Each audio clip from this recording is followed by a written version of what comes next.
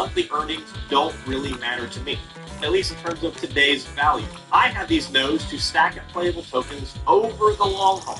I'm doing this because I think Playable will perform super well in the upcoming crypto bull run, and I want a fat stack. And that's the fun part. I like to look at these things with a long view. So, how much could we potentially earn if Playable reaches a market cap similar to Gala Games, which currently stands at just under $1 billion? Well, as I said before, that's about a 75x from Playable's current price, which means each node would earn about $133 per day, over $4,000 per month, or about $48,000 per year, which is pretty exciting.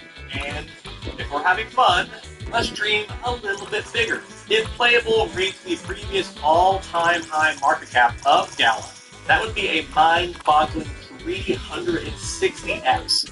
And each node would be making $641 a day, or almost $20,000 a month. At that point, my 26 nodes would be making an incredible $500,000 a month, which, if that happens, I don't know what I'm going to do. With that kind of passive income, I'll be out-earning some celebrities and professional athletes. So step aside, Joe Montana, and he's going to make the big bucks. I don't really know sports. But this is just having a bit of fun. I would be happy with even a fraction of that potential upside. Now, if a node is a little bit outside of your price range, they did recently introduce fractional nodes. You can create a fractional node pool or join an existing one.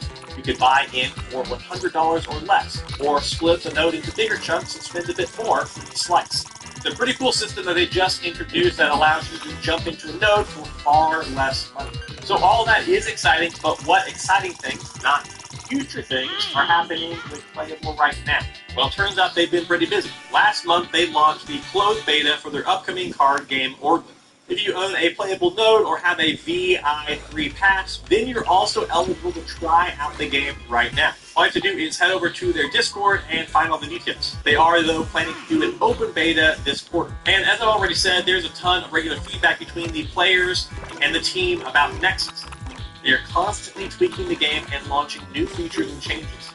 One change since I last talked about Nexus is that if you want to keep earning full tokens while playing Nexus, you now need a P2E pass, a VI3 pass, or be a node owner. The pass isn't required to play the game, only to keep earning. Their third and fourth games are also in development. Star the Martian is in closed beta and is being reprogrammed for both mobile and PC. And that is an expected release in this quarter of 2024. Dogs of War is expected to enter closed alpha in Q4 of 2024. Playable has also been doing a lot of expansion. Up until recently, Playable has been operating with a smaller team with many members juggling multiple roles. Well, now they've done all this recent rapid expansion, they've onboarded some big names along the way, such as Paul Sullivan from Gala Games, who's now the lead game designer for Dogs of War. He spent 10 years working on a tiny little game called World of Warcraft. Maybe you've heard of it. They also Hey, what's up? I'm doing these mini games for some credits in this new game called Endless Zone Zero. I don't know if you probably haven't heard of it, but it's like an action RPG. I'll show you some combat a little bit. How you been, Glitch?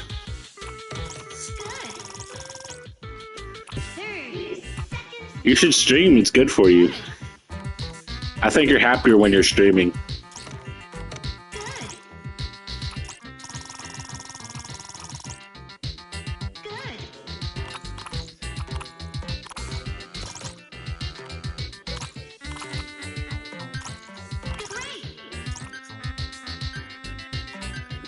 And besides, you get a little money from Oracle sometimes.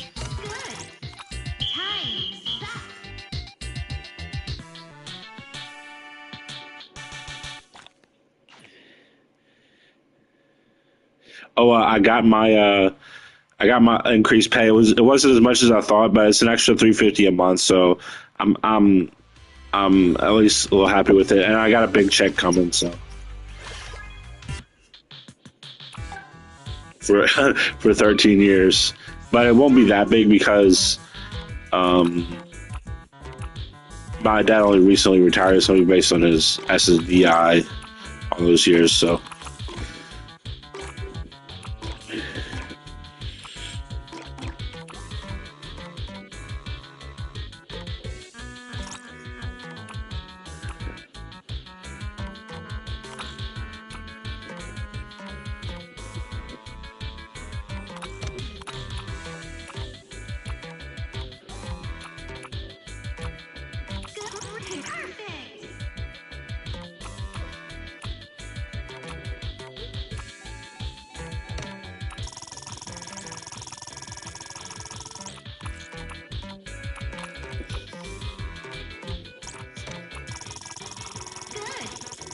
Dude, that's so cheap.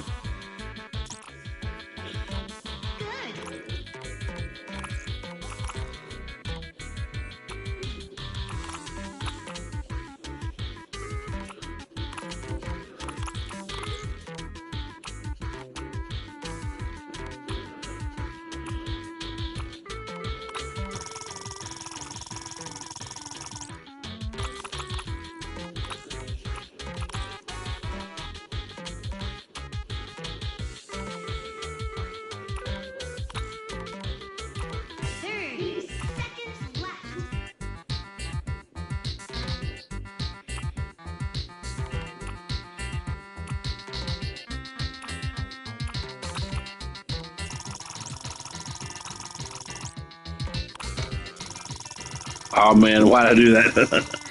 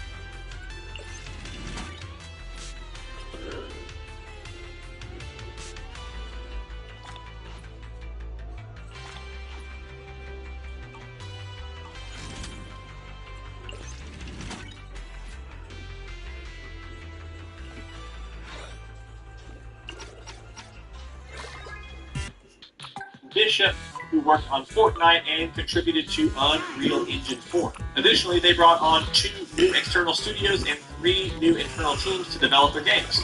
One external team is working on Nexus, while the other is set to take over War of Steel. So in short, there is a ton of momentum with Playable that is building right now. And while I am super bullish on Playable, and I think there's a ton of potential upside here, this is crypto after all, and crypto is risky. There is always the risk that Playable might not succeed despite the team's best efforts and intentions. That's also the same risk with just about any crypto project. So as always, only invest what you're okay watching go to zero. Additionally, the crypto gaming sector is highly competitive. GameFi is a $20 billion industry right now, and I do personally think this narrative will do very well this bull cycle. However, this does not guarantee that Playable will outperform other projects in the space. At the same time, I don't think they need to outperform other projects in the space. I think if crypto gaming truly takes off and gets as big as I think it will be the rising tide that lifts all gaming ships, Playable included. But the big takeaway here is don't blindly buy something just because I did. Think for yourself. Decide on your own if you want to invest in something like this or not. But overall, I think Playable has significant growth potential.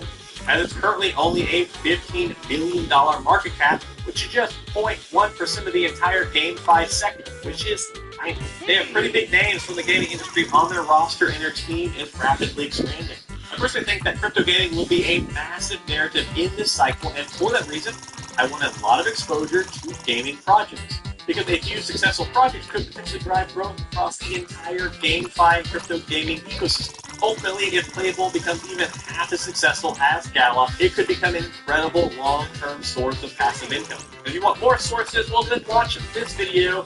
See all the other crypto gaming projects I have in my portfolio. Goodbye.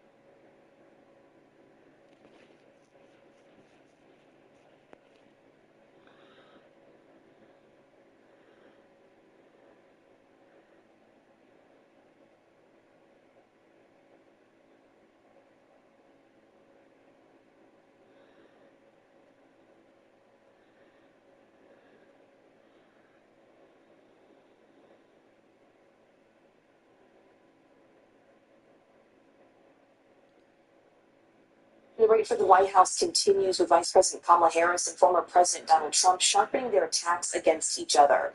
Yesterday, Trump's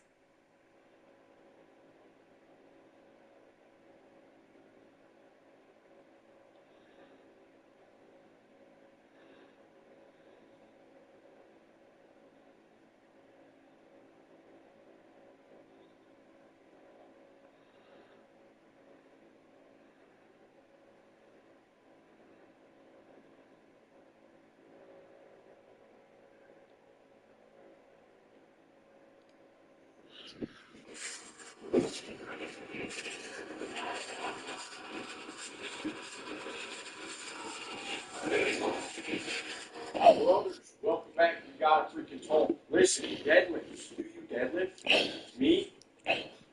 Dude, bro. I was not deadlifting for a long time. So I recently started again. Let me freaking tell you. The Primos has reached an all-time high. There is something about looking at weight, the desire to pull the weight from ground to here, that I believe is horrid for a man. Now, it may sound silly, but when you step up to the bar, you know all you have to do, you have to desire to lift a heavy weight off the ground. I mean, is that the answer to life?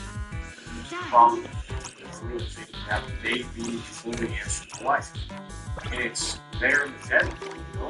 It's right there, looking at you in the face. The deadlift. Because the deadlift is all about desire. It's all about desire.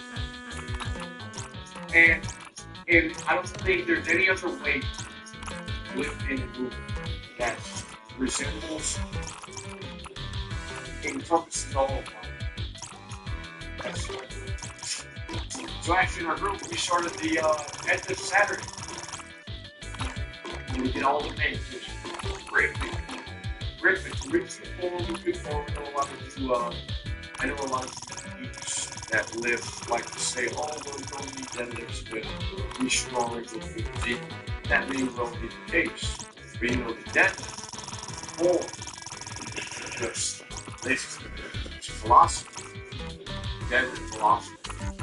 Because just like anything, God damn it. life demands that you have desire. If you have desire to get anything in this life, you can do anything in this life. Energy. It's sheer force of will, stepping up to the barbell, the desire to pick the weight of all. That's all it is. Desire.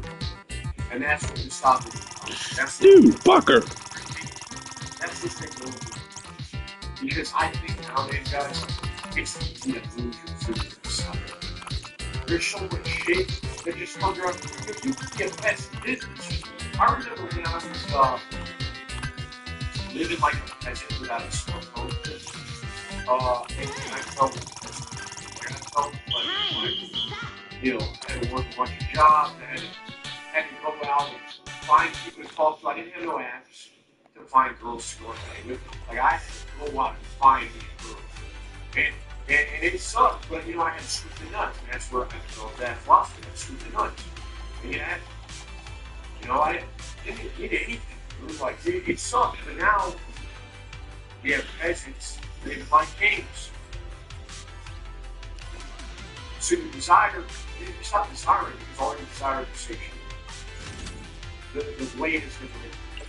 You're not going to step up to the bar, it's the weight. Right? Now you can use the machine. Now you can have some easier way to pick up these next weight. Whereas before, you had to deal with problems. I remember me and my buddies going out. This is no fun. This is a real feeling, man. Like, with the desire, you can do anything. If you want, you know what the best game is? You know when, if you really want to say, you just want to get a girl. Thanks for coming. Hope you had a great time. You don't watch any porn for a long time. Actually, after like 3 days. Maybe, depending on how much test you got, maybe a few hours. You know that bullshit. And then you feel the desire. Don't look at no ads. Don't look at Instagram. Don't booties on Instagram. No, I'm telling you, you will naturally feel this energy rising in your body where you go out and walk and talk and do a little bit more, just a little more strength, a bit more pep in your step. And women, I don't know how they know this. It's not a spin study. It's a phenomenon. Women see this shit there, and I'm telling you, dude, they feel that shit in their bone. It's like a magnetic wave shooting through the air, shing, and they feel that shit, and they're, oh man, this guy's got juice. Women like to suck that juice out of a man. Seriously, they like to. I feel like they're, you know, not that they're his evil intent, but dude, they are, for lack of a better word, a vampire leech. You know, women know when you're feeling tested, dude, because that test is just pure desire. And usually when a man is healthy and that thumos is coursing through his veins, what happens is it all just when he has that's very it's that not one hate me by hate like desire, desire, and Let's hurry it up. biggest way. Like, Better not get shot. Here we go. God, that's the only thing I want. I want all the time. Gotta live. Yeah.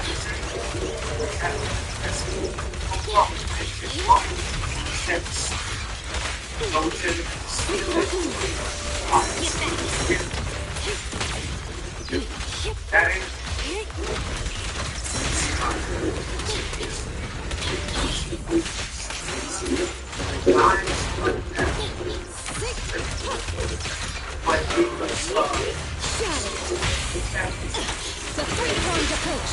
Hey, you wanna play with me?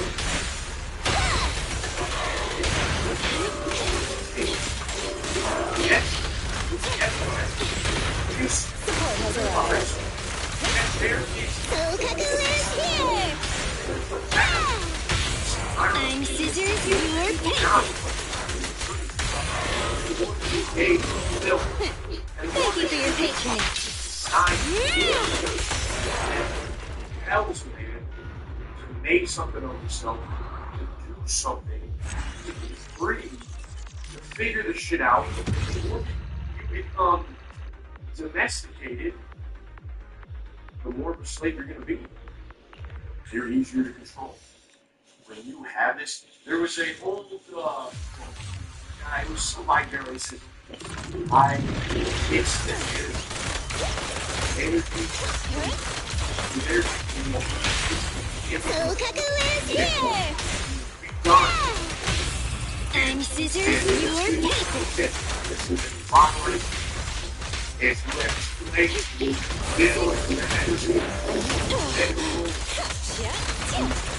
Have a couple more.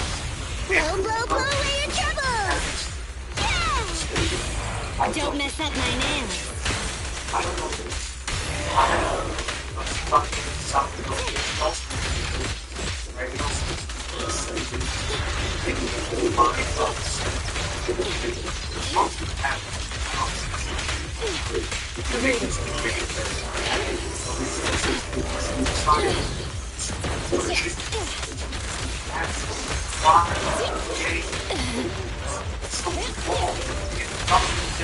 Kokakula's here! I'm scissors, you're paper.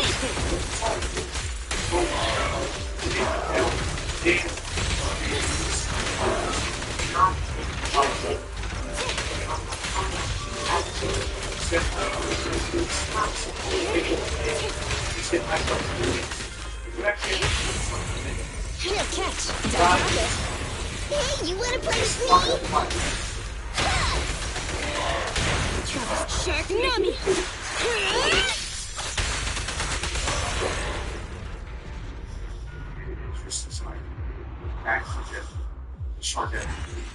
We started challenging the roots called power.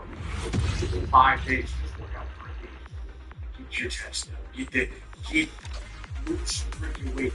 Keep moving. Yesterday, I ran a 5K.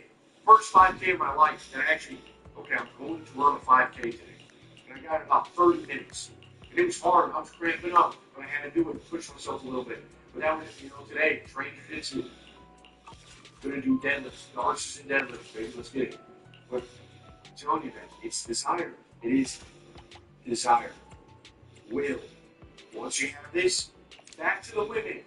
Women feel it. Women feel it because I think it's a signal to the female specimen that man right there is capable of being somebody. Being somebody. And when for women, the context is what a lot of shell and a shell of a man. A man that is from a shell frame. And a hollowness. It must be survival. Because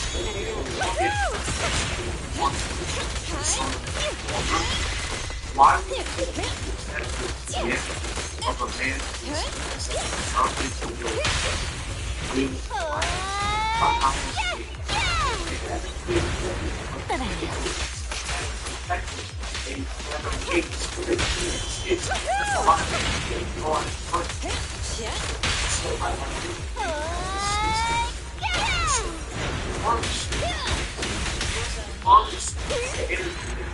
don't let it fall to just the base nature, which is just reproduce, spread your seed, and just jerk off all the time. You gotta harness it. You have to harness desire for certain things. And if we go even a little bit deeper, that desire has also been hijacked by setting goals that don't really matter. Everyone says, I desire $1 million. But what do you desire $1 million for? That's the real desire. Someone in the group asked me, hey man, you've been on YouTube for a while, any tips? And the first thing I wanted to know is desire. Because I know that if the desire is not right, if your desire is hijacked, you're You're not gonna be consistent. Like I said, what's the reason for a YouTube channel? And the answer was so like vague, like, oh, I thought I could make friends or get some girls or like get some family to do with. Like that's not. I'm not trying to be mean, but that is not. What's the what? What? How many people are doing things for the wrong reason? And you're gonna burn out. You're gonna burn out. You're gonna be trapped because you don't have the right desire. Dude, sometimes life foists upon you and forces you to desire to get out of the depths. But again, back to what I'm saying, like you could be a pleb these days and live like a king. And so it's worth, it's worth taking a look at what you really want. And another thing, it takes time. It also takes time. But desire to let's make our situation better. I want to be a more powerful individual. I want to have a loving relationship. I desire a family and community around me. I desire to be in a position where I can help others, where I can share a bit of doulos with the people in my community, where I can be a good father. I desire that. I have that will to power. I have that will to live. I desire to be a better, I desire to do God's will in my life. And that is my prayer. Often when I pray, God, your will be done in my life. I don't ask for all these things. I don't give me this, give me that. Bullshit, it's going to slave you even further. Once you have desire, it's going to see it has to be guidance and desire. Alright? Going out with some thumos, with some desire. Let's get at it. Let's get at it. Right? Peace.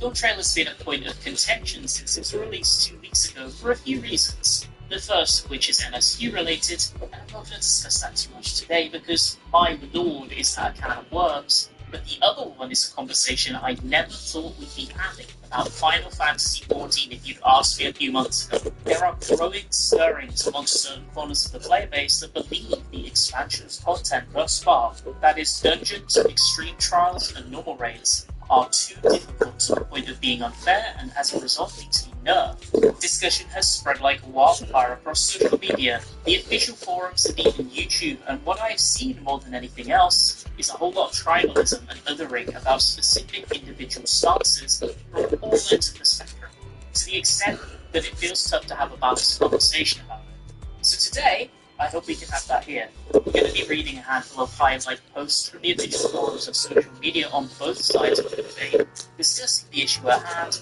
how it's coming to being, my opinions on it, as well as a few possible solutions that I feel are actually beneficial for all parties. Let's get into it. So let's go back to the start.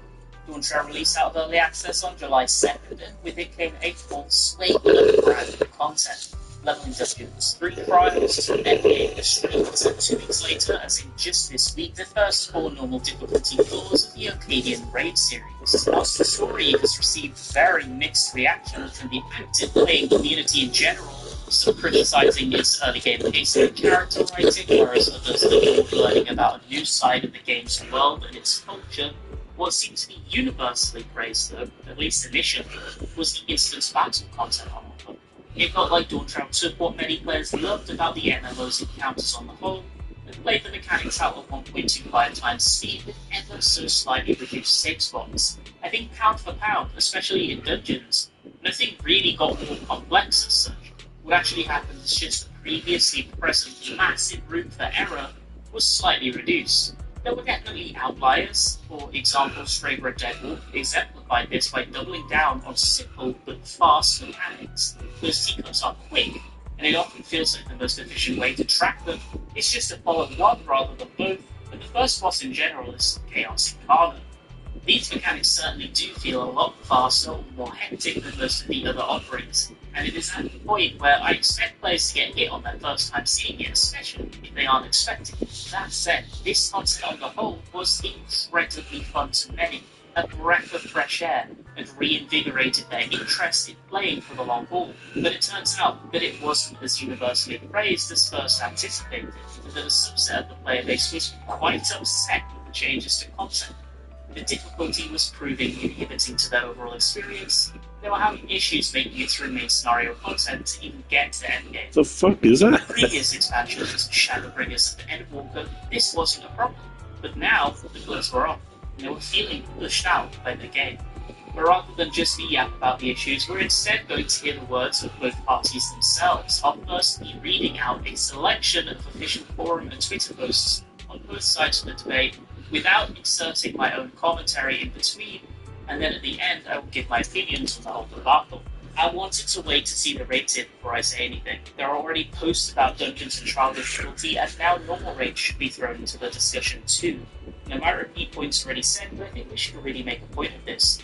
We, the people, not okay with this difficulty. Need for the devs to hear it to hopefully make a course correction. The problem with the difficulty in normal fights, as I see it, is use and abuse of non-standard telegraphs.